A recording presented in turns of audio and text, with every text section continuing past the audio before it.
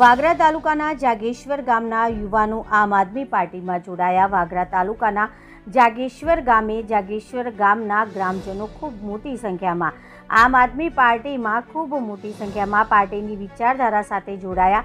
વાગરા તાલુકાના જાગેશ્વર ગામે એક એવા પ્રાણ પ્રશ્નો જેનાથી ગ્રામજનો પંચાયતથી લઈ પાર્લામેન્ટ સુધી રજૂઆત કરતા આવ્યા છે અને છેલ્લા 5-10 વર્ષથી આ તમામ પડતર પ્રશ્નોને લઈને તેઓ લડત લડી રહ્યા છે, છતાંય આજ દિવસ સુધી તેઓને યોગ્ય ન્યાય મળ્યો નથી। ત્યારે આ તમામ યુવાનો આમ આદમી પાર્ટીની વિચારધારાને લઈને તેઓ આમ આદમી પાર્ટીમાં હવે જોડાયા છે અને આમ આદમી પાર્ટી સાથે મળીને તમામ પડતર પ્રશ્નોનું સુખાકારી નિરાકરણ આવે તેને લઈને ગામના યુવાનો ખૂબ મોટી સંખ્યામાં લોકો સામેલ થયા છે। આમ આદમી પાર્ટી જનસંપર્ક અને ગુજરાત જોડો અભિયાનમાં જાગેશ્વર ગામમાં યુવાનો આમ આદમી પાર્ટી સાથે ખૂબ જ ઉત્સાહપૂર્વક જોડાયા અને જાગેશ્વર ગામની એબીજી શિપયાર્ડના એમ્પ્લોઈઝ સાથે થયેલા અન્યાય અને રિલાયન્સ કંપનીએ કરેલ ગોચરની જમીનનું દબાણ 80% સ્થાનિક રોજગારી કાયદો અને તથા ઔદ્યોગિક પ્રદૂષણ અને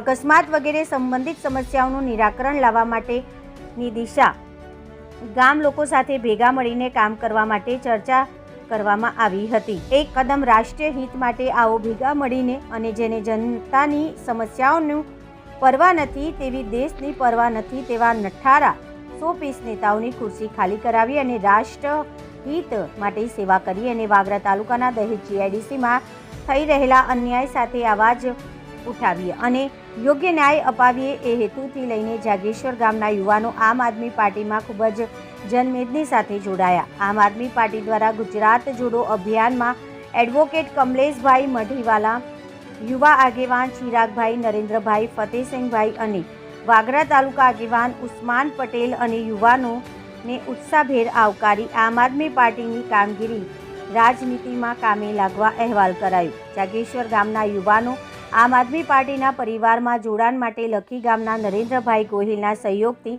આ યુવાનોને સાચી દિશામાં માર્ગદર્શન આપવામાં આવ્યું હતું। Reporter Mehul Parmar, BA news Gujarati, દહેજ।